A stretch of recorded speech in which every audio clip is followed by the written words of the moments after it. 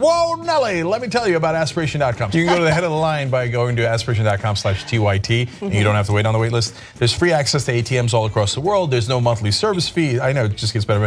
10% of their revenue goes to charity. I mean, it doesn't get any more lib than this, and no funding of political campaigns or industry lobbying. So if you were looking for a progressive place to put your money, I think we've got your answer for you, aspiration.com. CNN host and longtime Democrat Van Jones has been making history or making headlines for praising Trump and his administration. And in a panel yesterday at the Conservative Political Action Conference, CPAC, some believe that he took it a little too far. And we have some videos for you here so you can see what he said. The conservative movement in this country, unfortunately from my point of view, is now the leader on this issue of reform, in that you look at Mississippi, a rock rib, totally conservative, former jailer is the governor there, Governor Bryant. Governor Bryant has cut the prison population and crime at the same time. Deal in Georgia cut the prison population and crime at the same time. Rick Perry cut the prison population, prison expenditures, and crime at the same time. Ohio, South Carolina, what you're seeing now are Republican governors being tough on the dollars, tough on crime, and shrinking prison populations, and showing the rest of the country that it can be done. Now, my problem is I now have a conservative movement that, for libertarian reasons, for Christian conservative reasons, and for fiscally conservative reasons, is actually doing a great job on what should be my issue. This is supposed to be my issue. You are stealing my issue. So,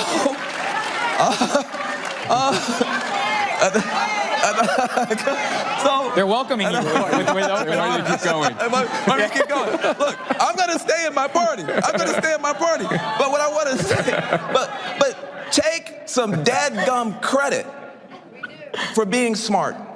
Take some dadgum credit.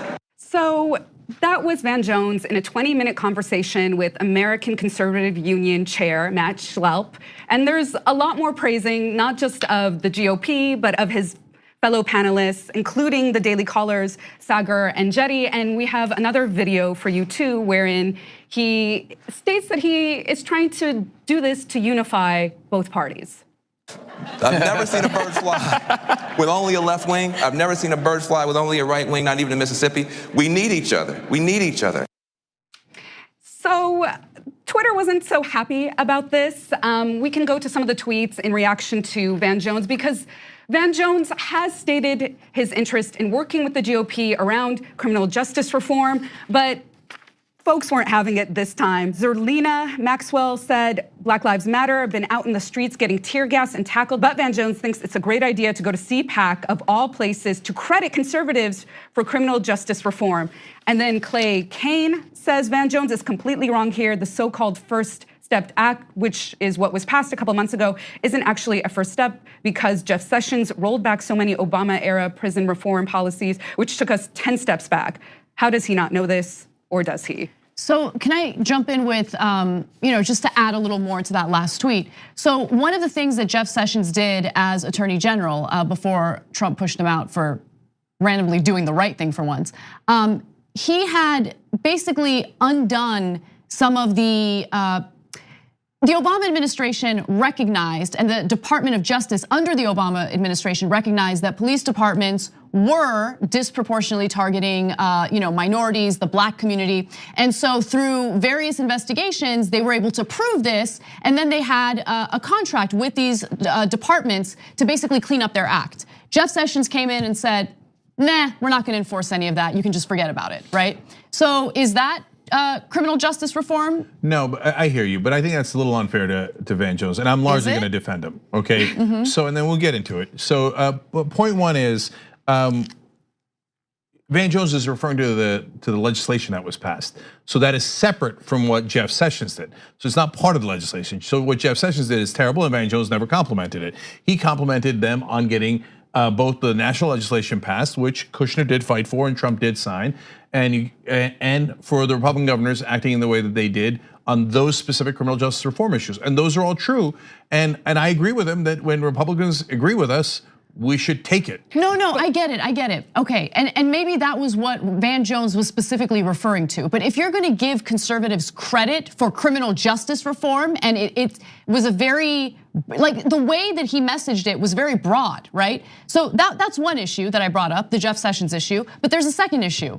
As soon as Donald Trump got elected, the shares for private prisons shot up, right, in price. And the reason why is because Obama was like, these private prisons are super problematic. We're no longer gonna use them for federal reasons, right?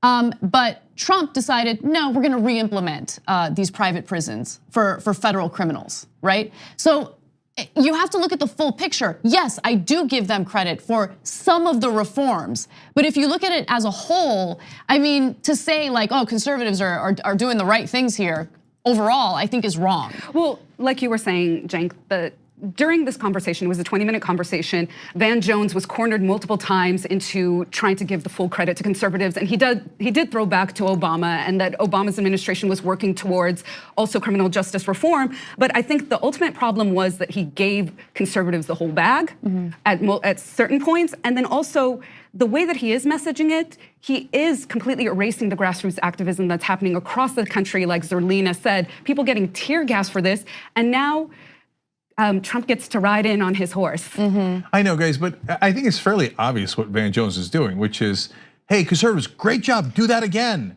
Like he's trying to reward them for taking steps in the right direction, which I think is politically savvy. Well, I think, okay, there's another video on here that I think we should watch too, because he does also try to push a little too far for them. But I will also say that he is a fan of these unholy alliances. He always has been. He teamed up with the Koch brothers to cut 50 to reduce the prison population during Obama's administration too. I'll say I'm a fan of him. No, I totally agree with Van on that.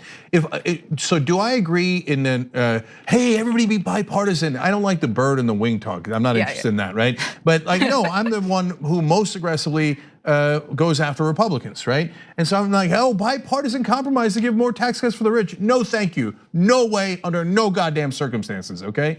But if the Republicans agree with us, and if the Koch brothers say, hey, you know what? I want to do criminal justice reform. Yeah, okay, deal. Right. Let's shake on it, right? So no, I don't.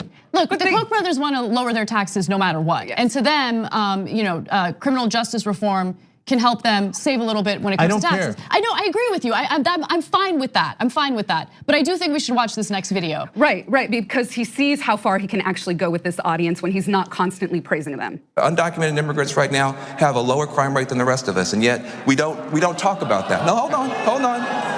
What I'm saying is, I told you I controlled the time. Okay, good. What I'm saying is there are stereotypes about Trump supporters. There are stereotypes, exactly. There are stereotypes about Trump supporters. There are stereotypes about straight white men. And I'm gonna tell you right now, I'm sitting next to one of the best people in this country who's a straight white man, and a Trump supporter. Ugh, okay. See, he has to save himself by putting it in a praise sandwich for them to just even hear it. But you do want them to hear it. That's why I'm torn on it. Look, I couldn't bring myself to do it. So in a sense, I almost think Van's a better guy than I am for being able to do that in that room and get them to applaud and be like, yay, criminal justice reform. That's a really positive step. On the other hand, Matt Slapper ain't one of the best guys in the country. I guarantee you that. And when they start booing facts, I got no interest in that. So I couldn't do it. I'd have to fight him, right? Well, but that's not necessarily the politically correct thing to do. I mean, politically savvy and smart thing to do. So I appreciate that Van went in that room and did that. It is very politically savvy for a man of color who identifies as a liberal to reach across the aisle and try to do things in a bipartisan way. Because history has shown, especially recent history, has shown that Republicans are interested in working with that person to actually get things done. Please. Well, in this case, but wait a minute. In this case, they did pass criminal justice reform. And so look, giant distinction. There's plenty of folks on Fox News who are people of color that I have criticized significantly, to say the least, okay, in ways that they find offensive. Well, that's a sad day for them, okay? But do not put Van in that category, because Van is not a sellout. He is a progressive. I'm not calling him a sellout. I think you might have misunderstood what I meant. So let me just clarify. Look, like this was the game that Obama tried to play. And it was endlessly frustrating for people who wanted a fighter. So look, you can try this tactic. Who knows? It might work, even though they booed you as soon as you went a little too far for them when it came to fighting back against stereotypes regarding immigrants. Like they can't accept that. They can't accept the notion that immigrants might actually not be criminals and they might not be a threat to them. But okay. But that white men are apparently the ones who are being victimized. Right, exactly. Like that whole video, that whole interaction was unbearable. My point is, just know your friends, know your enemies, know when people are actually genuinely interested in working with you. And I think that this current conservative group, they have no interest in working with you. Yes, criminal justice reform, that was a shocker for me. I did not expect that. But good. That was something that they actually genuinely wanted themselves, so that's a good thing. But are they going to bend on the issue of immigration? I would say the Republican Party from like the 1980s would be willing to do that and would be willing to work with Democrats. This current Republican Party has no interest. Well, look, I'll end on this. Look, you guys want, we all want to pass legislation we're in favor of and to be effective. And so reaching out to Republicans and having beer summits with them, we've criticized them a million times on the show because it is ineffective. But in this case, it was effective. He did get it passed, and Van Jones is a big part of that. So we don't need to take defeat from the jaws of victory. So I hear Zerlina Maxwell, et cetera. I don't think he's trying to take away credit from you guys. It's not a zero-sum game. In this case, he's giving credit to encourage them to go more down that road, which is a good road. So just at least at a minimum, understand the full context. That's all I'm saying. On the go, don't worry, we got you covered. You can still listen to TYT at our new podcast network. Find us on Apple Podcasts, the Google Play Store, or at tyt.com/podcast.